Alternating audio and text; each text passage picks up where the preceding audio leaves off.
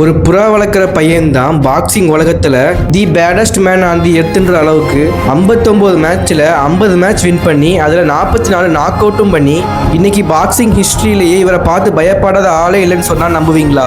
This is 100 days 100 success stories day 33.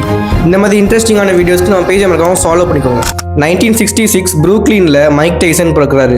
அவர் வீடை சுத்தி ரொம்ப மோசமான தப்பான வேலைகளை செய்யற மக்கள் மத்தியில தான் வளர்றாரு. அப்பா கிடையாது, சின்ன வயசுலயே பினான்சியலா ரொம்ப கஷ்டப்பட்டு அவங்க அம்மா தான் ஃபேமிலியை கொண்டு போறாங்க. ஒரு சின்ன பையனா கேலி கிண்டல் அவரோட பெரிய பசங்க கிட்ட அடி வாங்குறதுன்னு ரொம்பவே கோழையா தான் இருக்கிறாரு. ஆனா அந்த ஒரு சம்பவம் அவரோட லைஃபே மாத்துது. அவர் ஆசையா வளர்த்து வந்த புறாவை தான் கண்ணு முன்னாடியே கொல்றத பாக்குறாரு. அன்னைக்கு அவருக்கு வந்த கோபம் அந்த பையனை சாகுற அளவுக்கு அடிக்கிறாரு. இதனாலேயே போலீஸ் அவரை அரெஸ்ட் பண்ணி சீர்திருத்த பள்ளியில சேர்த்து விடுறாங்க. அங்கதான் அவர் லைஃபே ஸ்டார்ட் ஆகுது.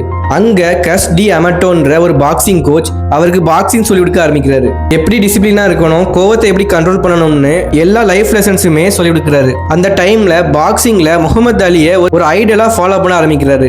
அப்படி இருக்கும்போது ஒரு மேட்ச்ல லாரி ஹோம்ஸ்ன்றவரு முகமது அலியை ஏமாத்தி வின் பண்ணிடுறாரு. இதை பார்த்த மைக் டைசன் லாரி ஹோம்ஸை ஒரு நாள் தோக்கடிக்கணும்னு பயங்கரமா ட்ரைனிங் எடுக்க ஆரம்பிக்கிறாரு. அந்த நாளும் வருது. 1980sல மைக் டைசனை பார்த்து பயப்படாத ஆளே கிடையாது. அப்பதான் Mike Tyson vs Larry Holmes உலகமே எதிர்பார்க்கிற அந்த மேட்ச் ஸ்டார்ட் ஆகுது.